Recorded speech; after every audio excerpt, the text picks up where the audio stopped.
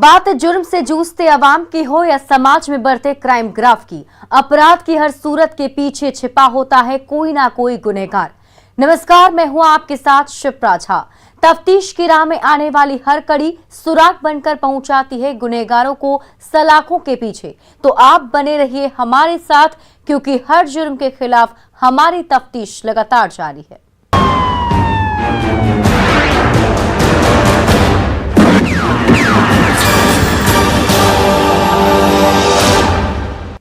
पटना के बख्तियारपुर सीओ रघुवीर प्रसाद की मुश्किलें बढ़ गई हैं। सीओ के खिलाफ एक लड़की ने शादी का झांसा देकर यौन शोषण का मामला दर्ज कराया है। हालांकि सीओ ने अपने ऊपर लगाए सारे आरोपों को खारिज किया है। लड़की के आरोपों और सीओ की सफाई में कितनी सच्चाई है, वो तो जांच के बाद साफ हो पाएगा। ये रिपोर्ट देखिए। सीओ पर संगीन आरोप, लड़की ने दर्ज कराई एफआईआर।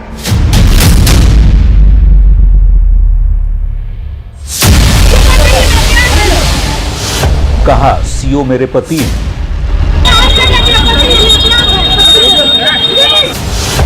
वह मेरा प्यार है।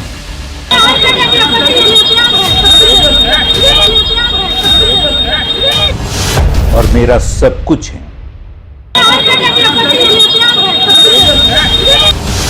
ड्रामे के बाद लड़की गिरफ्तार।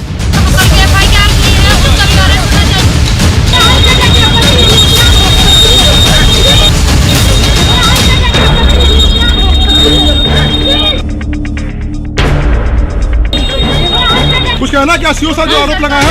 मोबाइल में जितना एविडेंस था मार के छीन लिया, सब नहीं लगा। वो गाड़ी में खुद।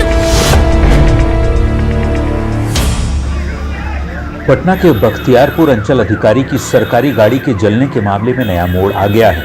एक मार्ट के पास धू धू कर जल रही सरकारी गाड़ी का वीडियो वायरल हुआ है, जिसमें सीओ और छात्रा दिख रहे हैं। दोनों के बीच सड़क पर हाथापाई भी हो रही है। सीओ छात्रा पर हाथ उठाते दिख रहे हैं, छात्रा भी उनसे उलझ रही है। मौके पर जमा लोग सीओ को बचाने की कोशिश करते हैं तो छात्रा कहती है, आप लोग हमें छोड़ दें, सीओ मेरे पति, वो मेरा प्यार है और मेरा सब कुछ है।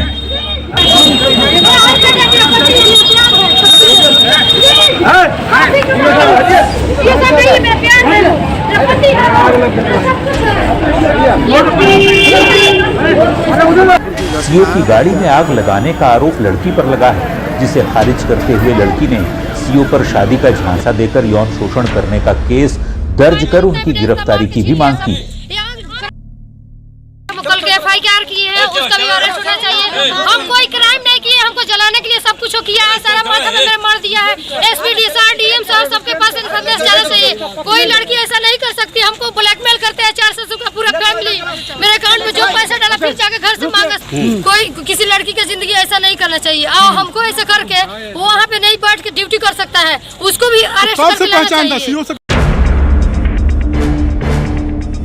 दरअसल 15 जनवरी को सीओ रघुवीर प्रसाद अपनी सरकारी गाड़ी को सड़क किनारे खड़ी कर एक मॉल में गए थे। उसी दौरान उनकी कार में अचानक आग लग गई। उस दौरान लड़की और सीओ के बीच नोक-झोंक भी हुई। सीओ की सरकारी गाड़ी में आग लगाने के आरोप में लड़की को हिरासत में लेकर कोर्ट में पेश किया गया, लेकिन लड़की के आरोपों के बाद मामले में नया मोड़ आ गया है। बख्तियारपुर थाने में लड़की ने सीओ पर शादी का झांसा देकर यौन शोषण करने की प्राथमिकी दर्ज कराई है। लड़की बेतिया की रहने वाली है, जो पटना में रहकर पढ़ाई कर रही थी। 2-3 साल में रिटायर होने वाले सीओ रघुवीर प्रसाद का तबादला बेतिया से बख्तियारपुर हुआ है। छात्रा बेतिया में अधिकारी के कार्यालय में आया जाया करती थी। इसी दौरान दोनों के बीच नजदीकियां बढ़ी और फिर दोनों का लफड़ा सड़क से थाने तक पहुंच गया।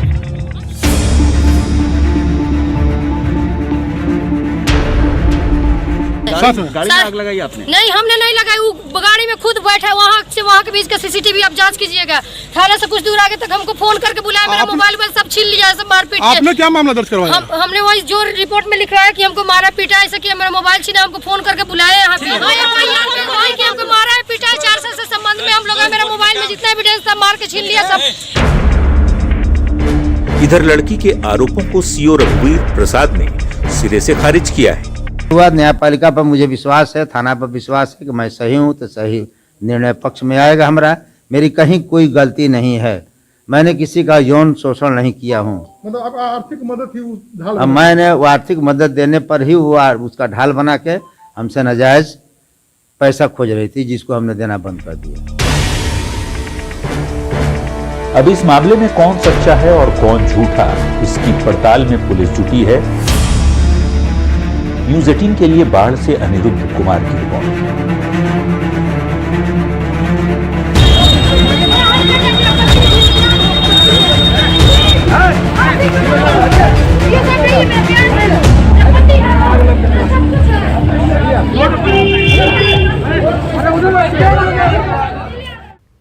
बिहार में नवनिर्वाचित मुखिया की हत्या का सिलसिला थमने का नाम नहीं ले रहा है। पटना और बाढ़, जमुई और मुंगेर से लेकर गोपालगंज तक मुखिया का मर्डर हो चुका है। सवाल है कि आखिर कब थमेगा ये हत्या का दौर। हत्या, हत्या और सिर्फ हत्या।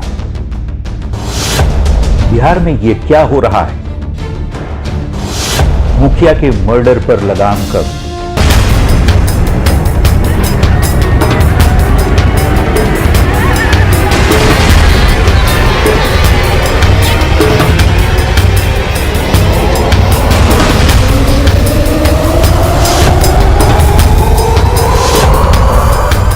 सड़क पर लोगों का ये आक्रोश,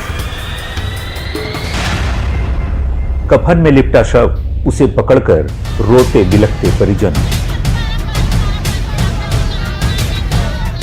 और पास में बैठकर उस मंजर को खौफ भरी निगाहों से खामोश होकर देखती महिला।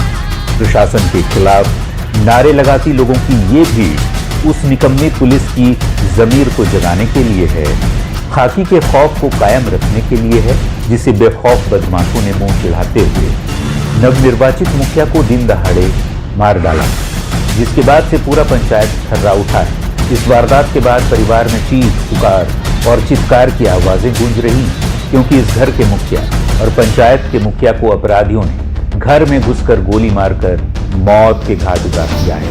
इलाके में तनाव का माहौल है, जिसे देखते हुए भारी संख्या में पुलिस बल को तैनात किया गया है। लोग प्रशासन पर सवाल खड़े कर रहे हैं। बिहार में लगातार निर्वाचित मुखियाओं की हत्या इस सरकार में हो रही है। उसी क्रम में आज गोपालगंज भी थावे प्रखंड में एक धतिंगना पंचायत है, ये मुसहर जाति का मुखिया वहाँ हुआ था और बरजस की लड़ाई में भेंट चढ़ा है। मैं जिला प्रशासन से बात भी किया हूं और मांग भी करता हूं कि जो भी अपराधी हो, जिसके द्वारा भी हत्या की गई हो, 24 घंटे के अंदर जल्द से जल्द गिरफ्तारी करे, वरना हम लोग अपने समर्थकों के साथ रोड पर उतर। बिहार में पंचायत चुनाव तो संपन्न हो गया, लेकिन जीत और हार के बाद भी सियासी बिसात में हत्या और खून खराबे का दौर नहीं थमा। पुलिस प्रशासन की लाख सख्ती और दावों के बाद भी पंचायत लहूलुहान हो रहा है। एक के बाद एक मुखिया की हत्याएं हो रही हैं, जो लोकतांत्रिक व्यवस्था के लिए ठीक नहीं। इस बार गोपालगंज में बेखौफ अपराधियों ने मुखिया के साथ खूनी खेल खेला है, जिसकी दास्तान सुनकर आपका भी कलेजा कांप जाएगा, रोंगटे खड़े हो जाएंगे। तिंगना पंचायत के मुखिया श्री सुखल जी का हत्या होना बहुत ही दुखद घटना है। इस पर संघ के अध्यक्ष होने के नाते हम मांग करते हैं प्रशासन से कि सही तरीके से जांच हो और जल्द से जल्द अपराधियों की गिरफ्तारी हो। देखिए, अस्पताल में स्ट्रेचर पर खून से लथपथ पड़े ये थावे थाना क्षेत्र के धतीवना पंचायत के नवनिर्वाचित मुखिया सुखल मुशहर, जिसे बेखौफ बदमाशों ने घर के बाहर चाकू और गोली मारकर मौत के घाट उतार दिया, जिसके बाद से पंचायत में खौफ और दहशत का माहौल कायम हो गया। परिवार में मातमी सन्नाटा पसर गया है। अपराधियों ने सुबह सुबह इस खूनी वारदात को अंजाम दिया। सुबह 6:30 हो रहे थे। हर दिन की तरह सुखल मुशहर सत्यप्रकाश सिंह के यहाँ मवेशियों को चारा खिलाने के बाद मेन गेट खोल रहे थे। इतने में शॉल ओढ़े बाइक पर सवार दो बदमाश आदमी के बाइक को रोकी, खुशल महतो से बातचीत की। शॉल के अंदर से एक बदमाश ने चाकू निकाला और पहले चाकू से 2 बार वार किया। इसके बाद ताबड़तोड़ गोलियां बरसानी शुरू कर दी। उसके बाद बदमाश हथियार लहराते हुए वहां से भाग निकले। सांस बची होने की उम्मीद में स्थानीय लोगों ने आनन फानन में अस्पताल पहुंचाया, लेकिन अफसोस कि डॉक्टरों ने मृत घोषित कर दिया।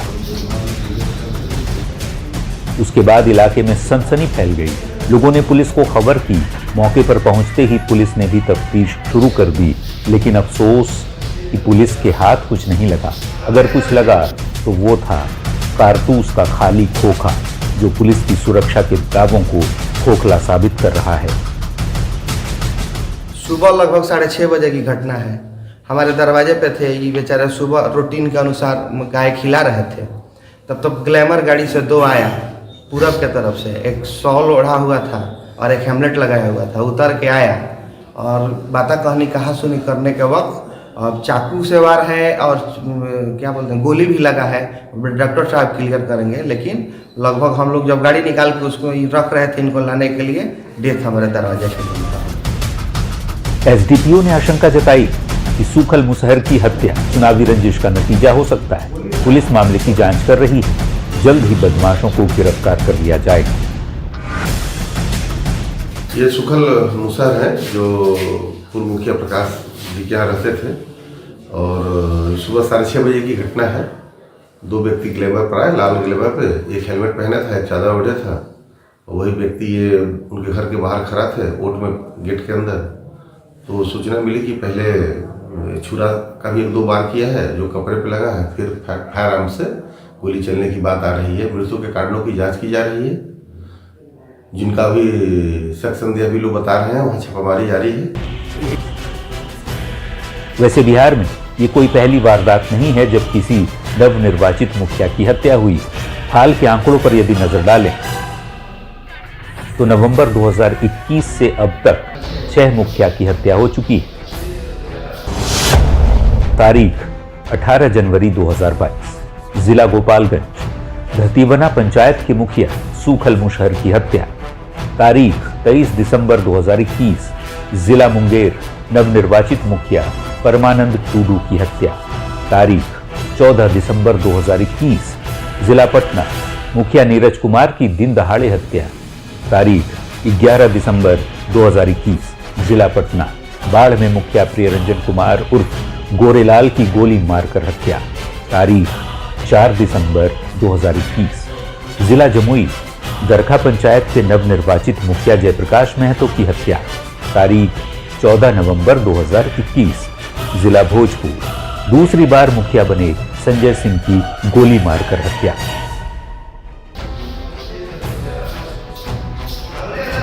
अगर ये सिलसिला ऐसे ही चलता रहा, आंकड़ों में इजाफा होता रहा, तो दोबारा पंचायत चुनाव कराने की नौबत आ सकती है। जरूरत है मुखिया की हत्याओं के दौर को रोकने की, अपराधियों पर अंकुश लगाने की, ताकि पंचायती राज व्यवस्था कायम रह सके।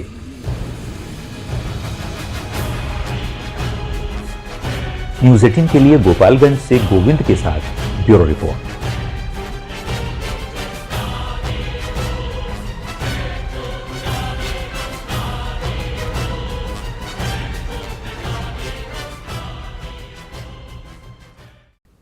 बिहार में एक बार फिर से जाली नोट के सौदागरों की चहल पहल तेज हो गई, जो छोटे शहरों के बाजार में जाली नोट को खपाने का काम कर रहे हैं।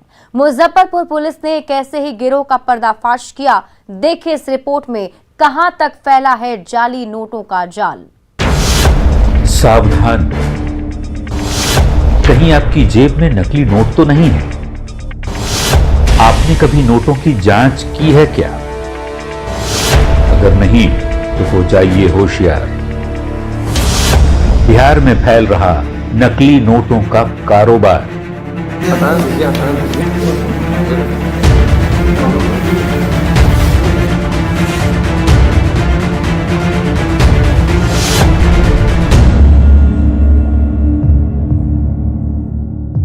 सावधान रहें, कहीं आपकी जेब में भी तो नकली नोट नहीं है, क्योंकि स्मार्ट सिटी मुजफ्फरपुर में नकली नोटों का कारोबार बड़े पैमाने पर गुपचुप तरीके से चल रहा है, जिसका पुलिस ने पर्दाफाश करते हुए जाली नोटों के 4 सौदागरों को गिरफ्तार किया है। इनके पास से 1-2 लाख नहीं, पूरे 11,50,000 नकली नोट जब्त किए गए हैं। पुलिस वालों के सामने लगे टेबल पर प्लास्टिक के बॉक्स में सील 500, 200 और 100 रुपये के नोट जाली, जिसे लोकल मार्केट में खपाने की तैयारी थी।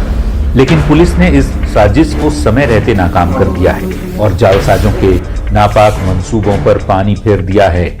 इन जाली नोटों की बनावट इतनी सफाई से की गई है कि आम लोगों की पकड़ से बाहर है, लेकिन वो पकड़ में तब आता है जब लोग रुपये बैंक में जमा करने जाते हैं या फिर कोई सामान खरीदने दुकान पहुंचते हैं। सुनिए।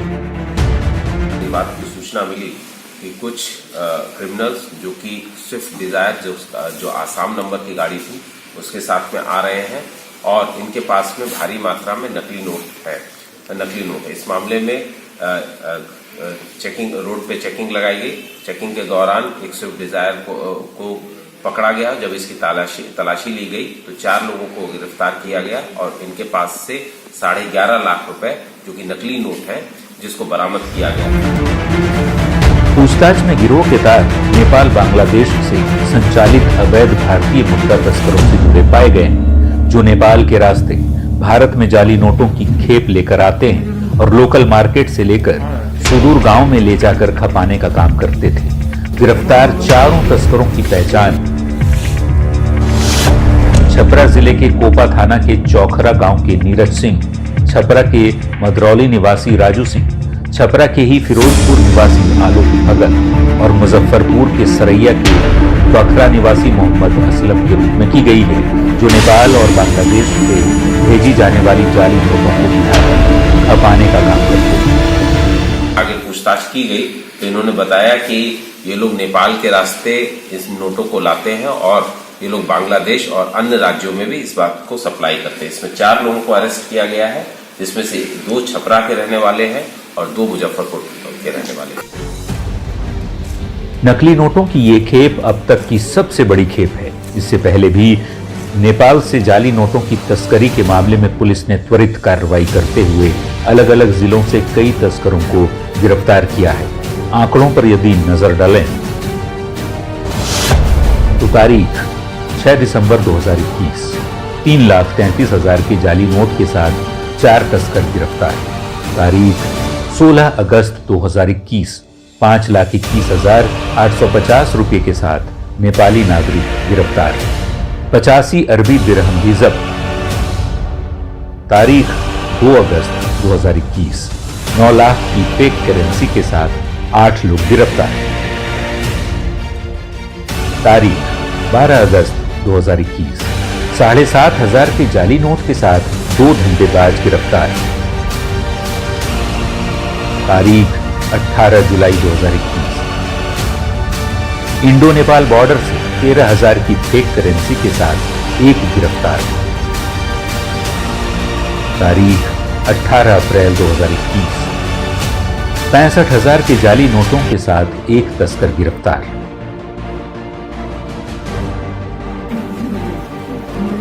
आरबीआई की ओर से जारी वार्षिक रिपोर्ट के मुताबिक साल 2020-21 में 5 करोड़ 45 लाख रुपए से ज्यादा के नकली नोट पकड़े गए। आपके पास यदि 500 रुपए का एक नोट भी जाली आया तो एक झटके में 500 रुपए का घाटा हो जाता है। ऐसे में आपको असली और नकली नोटों में अंतर जरूर पता होना चाहिए। आरबीआई की साइड से भी गाइडलाइन और कई जगहों पे कई जो है एडवर्टीजमेंट में इससे संबंधित कई बातें होती हैं, जिसमें 11 या 12 जो भी टोटल नंबर्स हैं उसमें नोट को पहचानने के लिए उसका उपहार होना चाहिए, उसमें जो एक थ्रेड पड़ा होता है और दूसरी चीजें होती हैं उसकी क्वालिटी है, उसका वाटर चेक करने का है कि पानी में डालने से उनको गलना नहीं चाहिए, खराब नहीं होना चाहिए। इस प्रकार की कई चीजें हैं जिससे लोगों को पता लग जाता है। तो ऐसे 11 पॉइंट्स जिसके जरिए आप नकली नोटों की पहचान कर सकते हैं। लेकिन सवाल ये है कि ऐसी साजिश कब रुकेगी? जरूरत है जाली नोटों के सिंडिकेट को जड़ से खत्म करने की, इस कारोबार में शामिल लोगों की पहचान कर उन्हें जेल की सेल तक पहुंचाने की, ताकि आम लोगों को जाली नोट से निजात मिल सके।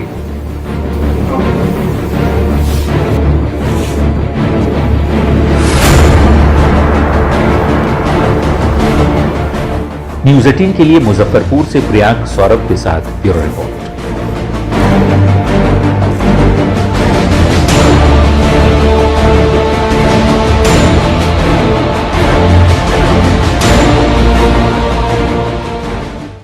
अब वक्त हो चला एक छोटे से ब्रेक का। ब्रेक के बाद आपको दिखाएंगे देवघर में मिली लाश का सच।